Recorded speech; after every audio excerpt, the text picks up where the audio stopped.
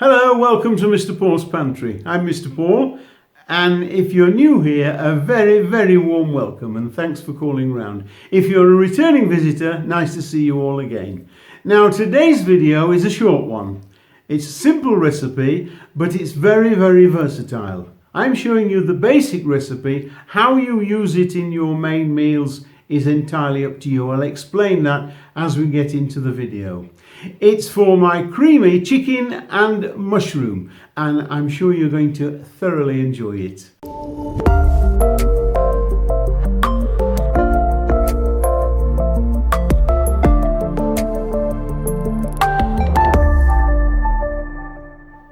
So these are the ingredients for our creamy chicken and mushroom. Now, it's a filling, as I've told you, which you can eat with rice or with pasta, or you can put it in a pie. I sometimes, if I've some left in the fridge, I wrap it in some pancakes, pop them in the oven and make some nice savoury pancakes. So here we go now. I've got the chicken, and I'm using chicken thighs because I prefer them to using the breasts.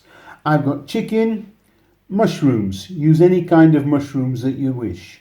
I've got some white wine, 1 onion, some cream, all-purpose flour, some garlic cloves and some unsalted butter. Now don't worry about the quantities at this time. They will be underneath the video listed and they will be on the screen as I'm making the video. I'll go through it again. You need chicken, thighs or breasts, it doesn't matter. Mushrooms, any kind you like. I'm using ordinary white mushrooms. Some white wine, an onion, some cream, some all-purpose flour, a couple of garlic cloves and some unsalted butter, and of course you will need some salt and pepper to season it with afterwards. Okay, so those are the ingredients. Let's get on with putting them together. So the first thing I'm going to do is I'm going to season the chicken. So I'm going to put some salt in and some pepper. Now we can always adjust the seasoning afterwards, but we do need to get some in at this stage. And we're going to give that a little mix. Just make sure it's all nicely mixed together. Just rinse my hands.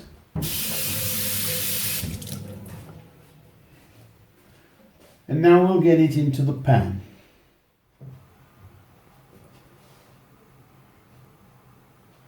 So the first thing we're going to do is to get the butter in the pan first.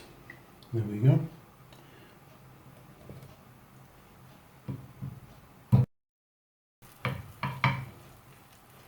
Now once the butter's melted and the pan's hot, we're going to pop in the chicken and we're going to cook that gently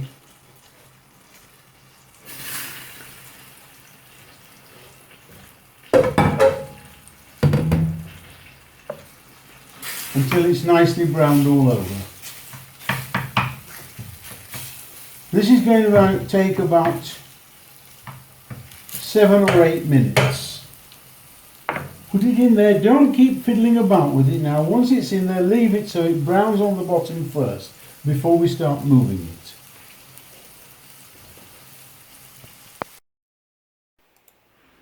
So when we've got the chicken to this stage, it should be cooked through. You can test, as I'm going to do, with a pair of scissors. What I do is I just cut one of the pieces in two, and if there's no pink, then we're ready to go. If it's still pink, just leave them a couple of more minutes. But that's all we need to do. Now I'm going to remove the chicken from the pan onto a plate and save that for later and continue making the nice creamy sauce. Now we're going to use the same pan. We're not going to put anything extra in it. All we're going to add to this pan now are the onions. It's on quite a high heat at the moment, so we'll leave that because we need to start softening the onions quickly. We're not browning them. Don't walk away and leave them. Just keep stirring them for a couple of minutes until they start to soften. And once we've got to that stage, we can start to add other things for the sauce. And the next thing I'm going to add to this is the garlic. It's finely chopped. I don't put the garlic in the hot pan to start with on its own because it can tend to burn. A little tip here is if you don't use garlic often, buy a jar of chopped garlic from the supermarket and you can just keep it in the fridge and use a little bit as and when you want.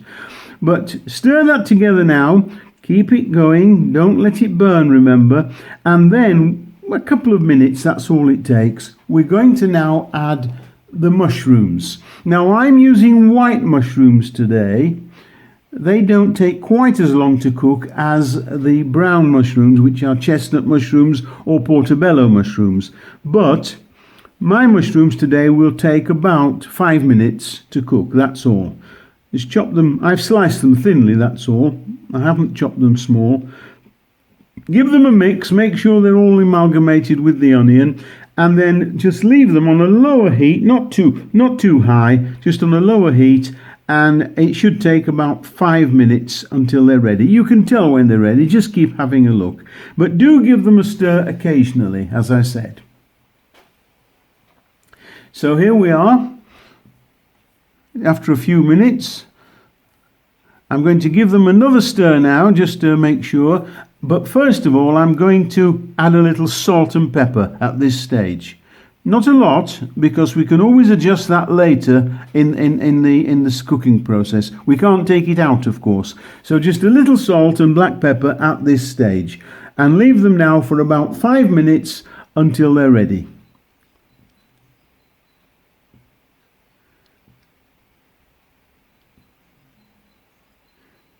Now this is after 5 minutes of mine, and you can see they're perfectly cooked. If you're using, as I said, portobello or chestnut mushrooms, they may take a couple of minutes longer, but that's up to you. And give them a good stir, and next thing we're going to add now to this is very important, is the wine. This is going to deglaze the pan and get all those brown burny bits off the bottom where all the flavour is into your sauce. Now, if you don't want to use wine, use, as I'm doing, I'm using non-alcoholic wine because I don't use alcohol. But you can use wine. If you don't want to use non-alcoholic wine, just use a little chicken stock, that's all. But it's only 60 mils, that's all. It's a very small amount. Okay? Now, once we've got to this stage, we need something to help thicken the sauce. And this is going to be the plain flour.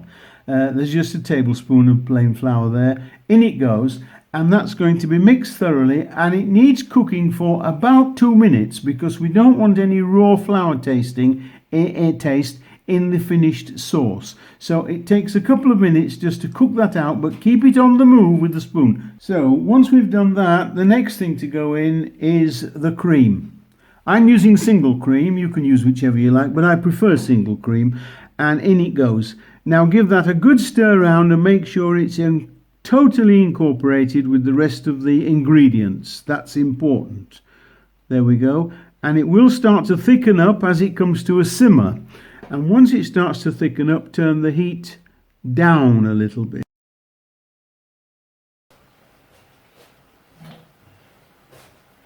Now I think we need to give this a little taste just to see if the seasoning is okay. Yes, I think probably a tad more salt and a little more pepper, just a little more salt and some more black pepper.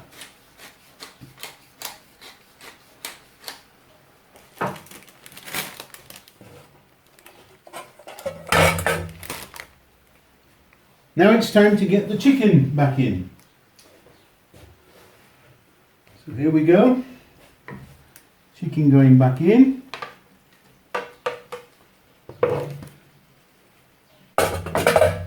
And make sure this is all coated now with that nice sauce.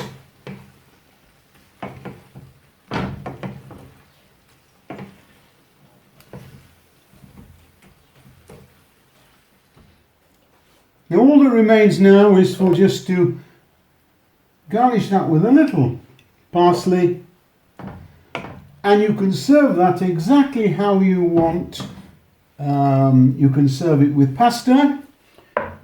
You can serve it on rice. or you can make little pies out of it, whichever you want. As I said earlier when I was showing you the ingredients, I sometimes, if I have any of this left in the fridge, I make a few pancakes, roll some of this up inside, pop them in the oven for a short while, and I've got some very, very nice tasty savoury pancakes.